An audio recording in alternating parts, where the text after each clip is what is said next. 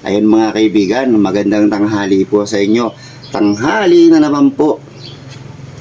At ito, nakikita nyo yan? Meron akong munggo. At ang ihahalo ko dito mga kaibigan, ay kukuha ako sa aking munting taniman. Siyempre, kukunin ko yung aking okra, yung sitaw, talbos ng alokbate, talbos ng kamote. Para dito sa munggo, para sa ating tanghalian. At nandito na nga ako mga kaibigan sa aking munting taniman ng gulay. Uunahin natin kunin si okra. Nakikita niyo yan mga kaibigan? Kunin natin yung okra. May bunga na. Ayan o. Tapos, kukuha tayo ng talbos ng kamote. Ayan o. Ang daming talbos ng kamote mga kaibigan. O, kita nyo yan?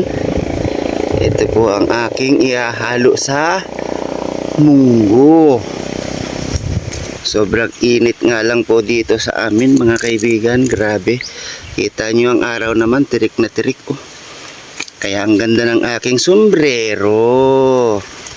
Kukunin din natin mamaya mga kaibigan yung bunga ng sitaw. Tapos alokbate. Ito kukuha tayo ng talbos ng ayun o, kamote. Lipat tayo sa kabila. Ayan o, ang daming talbos ng kamote mga kaibigan. Ayan o, ang dami. Sarap nito. Ayan o. Ito yung ating lagayan. Kulay pink. Ayan mga kaibigan, meron na tayong talbos ng kamote. Susunod ko na po itong sitaw. Ayan, isa. Ayun pa oh. Kita niya mga kaibigan.